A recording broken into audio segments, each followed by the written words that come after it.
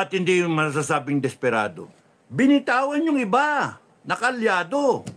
Binitawan, nilaglag na. And then basta pumasok yung Magic 12 na pinalusot yung tatlo. So, wag kayong mag-aasa na yung numero ninyo ng boto na not guilty ay totoo. Because i-consider ninyo yung sinabi na isa nating kasama rito na paano kung lumaglang ang pera? Paano kung 1 billion ang naraglag? Bawat isa. Mag-isip yan, lalo na kung merong presidential ambition. Halos buong Mindanao, straight, Duterte plus 2. Yeah, 90% siguro. Rodel Velasco, watching sir, Bicolanong makulit. Ganon din, Visayas, straight, Duterte plus 2. Becky, FGF, Taiwan. May nagagawa ang pera. Correct eh, yun yung problem. Kita niyo yung sa PCSO. Wow. Wow. Sabi ko sino nanalo. Bigyan nyo ng stand. Maya-maya. Sabi ng isang vlogger, 1 billion tsaka 400 million. Tumala na, tapos na, nawala. Yung investigation, wala na. Wow. O ngayon, impeachment to ng isang future president. May presyo yan. Gigiltihin ko yan. Ang lagay. I can imagine a lot. 1B, small time. 2B, alam ko meron kang 1 trillion eh. Nako, pera. Desperado yung isa.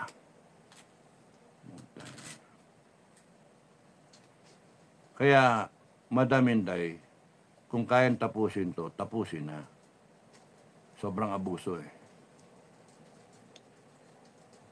Arvin Rodriguez, nakakabahala pag si BBM ang pondo na kahit tig 5 billion bibigyan niya yung mga senator para lang. O ito pa, 5 billion pa, sabi ni Arvin Rodriguez. Yun nga eh. Baliwala, di ba? 5 times 10 is 50 billion. You have 10 votes already. Ilan ang kailangan? Sige, 20, kunyari. 5 times 10, 50 billion. 100 billion. Tapos na. Ngayon ikaw, mag-isip ka, 5B. Wow. Bili ka isla, bili ka ng palasyo, somewhere. Wala na. Made ka na for life. Then you can retire. So what if the people hate you? Ewan ko. Hill, Diyos may 1 billion each sa Senado. Abay, kahit di na sila humabol nga eh. Oh, it's just a, it's just a hypothetical question. There's no in fairness. It's just a hypothetical question. We're just analyzing things. Kung 100 million, pwede ka nang, kung tayo nga kung 100 million, mapapaisip na iba sa atin, 200 million, half a billion. Paano kung 1 billion? Lalo na. So, may marka lahat ng tao, may presyo, may valor lahat. So, the higher you go, and the higher the stakes, and this one is the presidency of Inday Sara, and the future of the others who wants to take that presidency, mataas yung stakes dyan. Yung sa PCSO nga, the talk was 1B. PCSO lang yun. Ito, impeachment ng isang 2028 candidate ng isang BP. Alalaglag ang pera dyan. So, ang tanong nga are you that confident, Madam President? Madam BP, are you that confident? Okay, kung confident kayo, okay, tahimik na kami. Ang sa akin, huwag kayong magkumpiyansa. Baka ma-ambush kayo Baka ma-underground kayo. Baka magapang. Arvin Rodriguez, nakakabahala. Ayun, thank you. Hill, thank you. Riva Blanco, kung si Lapid at si Bam nanalo, Paslim Merelos. Dapat strict na and stop corruption. Dapat may death penalty. Rodel Velasco, nanalo yung author ng Resolution 10 at yung isang bata pa ako, senador na. Sa bata ka pa, senador na, si Tito Soto. Yung isa, si Lacson, nanalo sa Major Resolution 10, nanalo pa yung Kiko. Circus nga eh. Sa totoo lang, napaka-imposible talaga na nanalo si Bam at Kiko. Jam Umali. Ay, isa pa. Ito pa, another argument. If Bongo and Bato and Marcoleta won Duterte supporters, why is it that Bam Aquino and Kiko Pangilinan, who are dilaw, nanalo? Duterte niya straight eh. Number 1 yung Bato. Si Bongo na yung nagtitimpla ng kape kay Digong, yung nagbibigay ng number 1. What does that tell you? Inilagay siya doon ng tao. Number 3, ang Bato. Yung implementor ng drug war. Yung dalawa, strong Duterte supporters. Nandyan na sila nung Duterte presidency. Paano iboboto yung dilawan ng mga nagboto ng Bongo at ng Bato? Doesn't make sense. Kaya this result is question mark. Mano-mano, bilangin natin. We demand na bilangin yan. We demand. Or we stand up for our rights. No? Kasi may mali eh. Binaboy tayo eh. Jamo Mali. May magic talaga po. Thank you. Annalyn Bennett Cabral. Hello, Supremo Enrique, watching from Milan. Esther Flor, correct ka dyan, sir. 100% dapat talaga mag-protest yung mga dinaya na Duterte line up. Manual accounting para panagutin si George Garcia. Hindi dapat palagpasin yan. Sipin niyo si George Garcia, napakatino yan nung una kong nagisnan yan. Nung panahon ng BP presidential race nga na natalo si BBM, and I was convinced na George Garcia was a good man, but money corrupts. Kaya nga, Madam Inday, kung sa tingin nyo, yung mga kaalyado nyo ngayon, dyan sa Senado, ay magboboto ng not guilty, mag-isip-isip kayo. At pagka nalaglag yan, nakagaya nung pera nilaglag kay Andy Bautista, yung nalaman na 1.6 billion at tumakbo na siya. At kung magkano question mark ang kay Garcia now, at yung mga senator dyan na iniisip nyo kakamping nyo, pero ngayon, biglang boom, bumaliktad, impeach ka. So question mark, will you be impeached or will you be the next president? Taong bayan. Kayo makakasagot niyan. Ang hinihiling ko lang sa iyo, Madam Inday, tumayo ka. Sabihin mo lang, maghudyat ka lang. Tapusin natin to.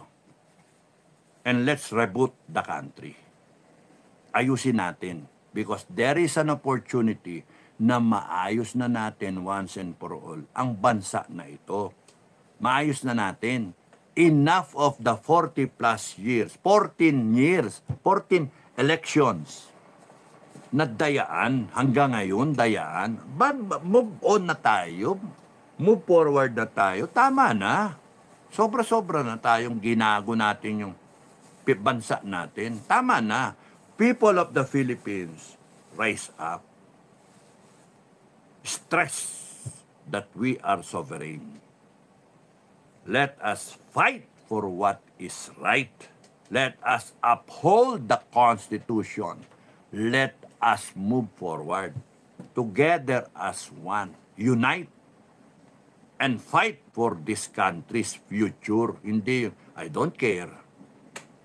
Ginago ka na, paglaban mo, panindigan nyo ang karapatan nyo. Kasi pagka hindi nyo paninindigan yan, habang buhay tayo gagaguhin hanggang sa mga apo natin. Tignan nyo, 40 plus years na tayo na ginagago. Kaya nga, Nancy Madrid, ang bumoto kay Bongo, yun din sa Duterte. Bakit di nakapasok lahat ng Duterte? At ang masama, ang obvious, nakapasok ang Dilawan. Anyari? At kung Duterte ang binoto mo, galit ka sa Resolution 10. Ba't binoto yung original na author ng Resolution 10? Anak ng tokwa to. Talagang ginawa yung listahan. Kaya pagkaisipin mo, let's accept it for a moment lang for the purpose of discussion. Tapos na itong eleksyon, meron ng resulta bago tayo bumoto. Di ba bastos? Di ba walang niya? Tanging mga to, pinaboto nyo pa kami, pumila kami, nag-ano kami, nagtiyaga, inisa-isa pa namin bilog-bilugan yan, mga animal kayo, yung pala, tapos na ang eleksyon. Sa panig ninyo sa counting, hanip kayo. Ang laki ng kasalanan nyo. Tapos palilitawin nyo, kami ang maingay, kami ang mali, kami ang ididimanda ninyo na nanggugulo. Inan nyo. Inan nyo. Pucha kayo, nakakainit kayo ng ulo talaga. Mga wala kayong kwentang tao. Mga hindi kayo Pilipino. Bitayin dapat kayo. And Filipino people, you better know what your rights are. Enough of this. Hanip kayo. Sorry Boss Bell. Hello, Kapdado. Hello, good evening from Pagadian City. Maganda. With love. Love you, Boss Bell. Thank you. Magandang gabi sa mga Pagadian City. Magandang umaga. Rodel Velasco, ba Makino nanalo pa? Correct nga Never again, mga Dilawan, di ba? Pinoy TV News, investigahan, Comelec, palitan, chairman. Hindi lang palitan. Let's reboot this country. Hindi yung palit-palit and then ganyan pa rin. Hindi, iikot lang yan, one vicious cycle. Dex Macol, grabe sir, lakas ng PDP, 3 or 5 pumasok, laki, dayaan, para pera. Pera ba? Hindi pera-pera ang andito, no? It's not pera-pera. It's neutralizing the legal way si Inday Sara. There's going to be an impeachment coming. And those of you who are saying that Inday Sara will not be impeached, wag nyo munang sabihin. Di ba mas maganda you are on the safe side and assume na may ambush kesa sa tatawid ka doon sa ambush area, mangyayari impeachment, kill zone, and then biglang nagulat ka, yari ka, inambush ka, patay ka. Kaya ang ano ko dyan, huwag kayong overconfident. Maka mamaya, lumaglag yung pera dyan, biglang talo kayo. At sa akin, huwag nyo nang paabutin doon. Yun yung sa akin, huwag nyo nang paabutin doon. Tapusin nyo na ngayon. Yun yung sa akin. Dex Marcol, grabe sir, lakas ng thank you. Sadhi Sky, thank you. Ma'am Boys, Nombaya Mek, bakit nanalo yung kumain ng kaldero? Oo nga Yung dagat, dagat. 3K, Brandy, hello po, watching from sunny London. Excuse me. Shalai Khan. Sir, shout out watching from Saudi Arabia, Riyadh. Shalai Khan from Saudi Arabia, Riyadh. Viviana Lagumbay. Anting-anting, sir. Ah, proteksyon. Boss Bell, it works, It works. For me. Dapat may mag-file ng complaint sa Supreme Court. Thank you. Edwin Channel, hindi nangampan niya sa Mindanao, nanalo bigla. Kaya nga, Vivian Lagumbay, watching from Kuwait. Thank you. Kamusta sa mga taga-Kuwait? Vivian na Lagumbay. Heidi Ching. Good evening po, Sir Dado. Salamat po sa galing ninyong magsalita para sa aming Thank you, Thank you. Kahit naduduling na ako, kahit tilo na kami, naramdaman ako. Okay lang. Vivian Lagumbay. Thank you. Beth Goodson.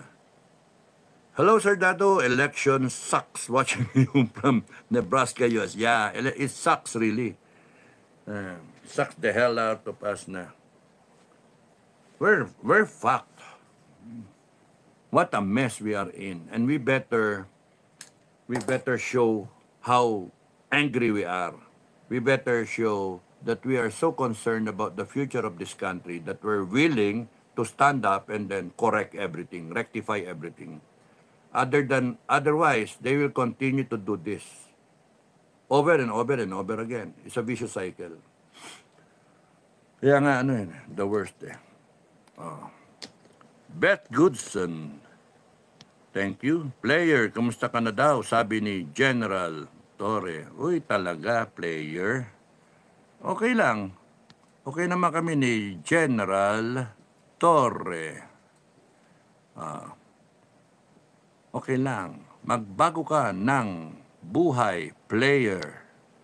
Kasi pagka umikot ang gulong, matutuntun ka. J. Calixto, A. Banyares watching from Caloocan, Cap.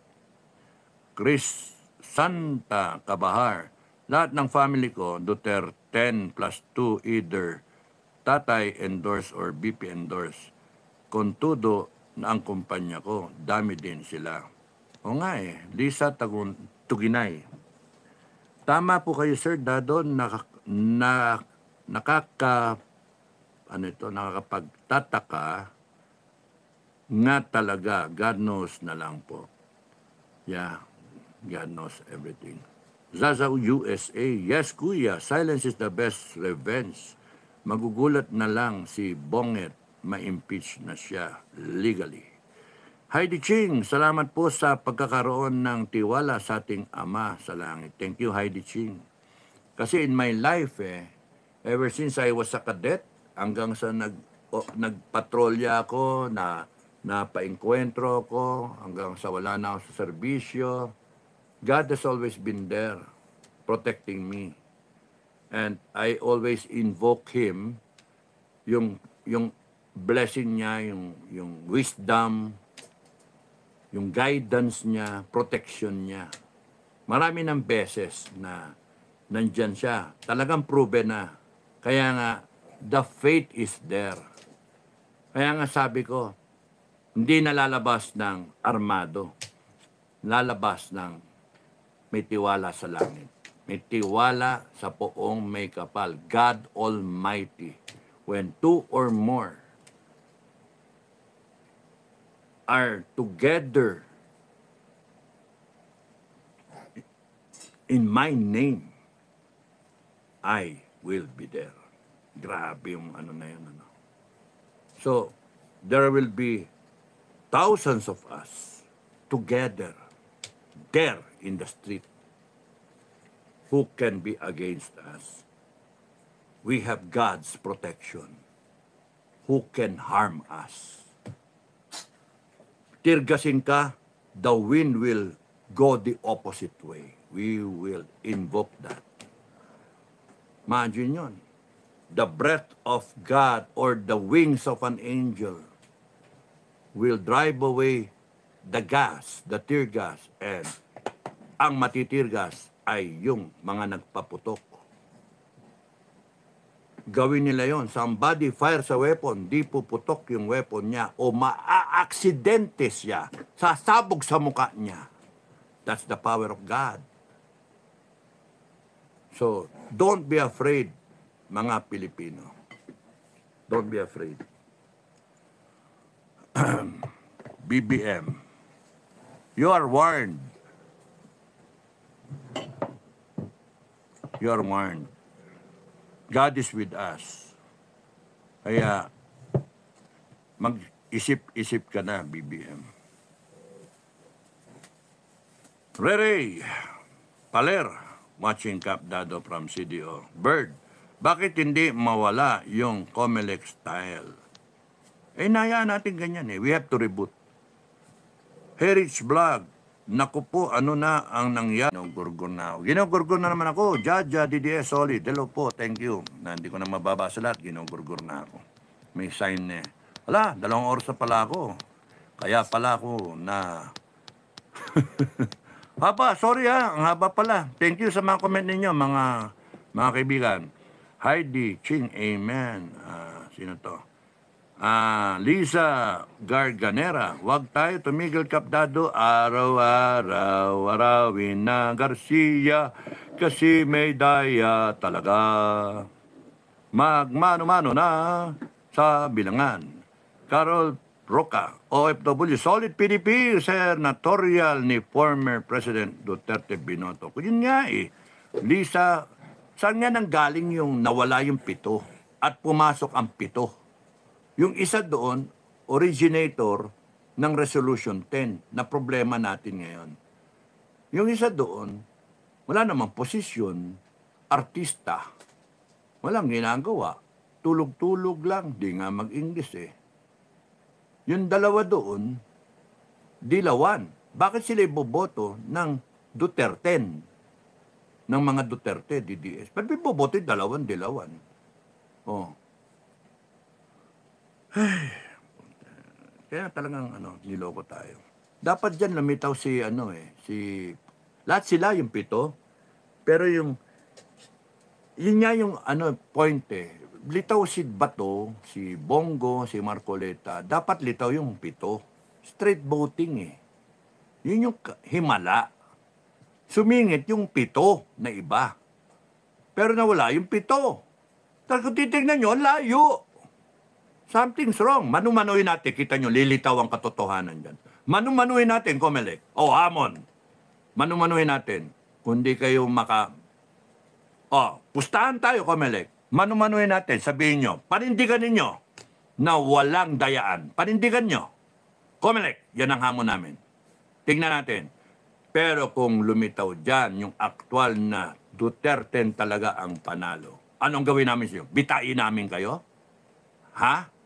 Hubaran namin kayo, i-display namin kayo sa luneta para sampal-sampalin kayo ng tao? Turok-turukin kayo? Ha? Hanggang sa aminin nyo kung sino may pakanan yan? Yun ang hamon, Yung challenge. The Comelec challenge. Mano-mano challenge. Yung bukas, yun yung ko. The mano-mano challenge of Cap Dado sa Comelec, ha? Mano-mano. Tingnan natin. Pagka lumitaw, ako ang itali nyo sa luneta para ako ang dura-duraan, sapak-sapakin ng mga tao. Okay lang yung tatanggapin ko yun. No, sige. Mano-mano. Mano-mano tayo.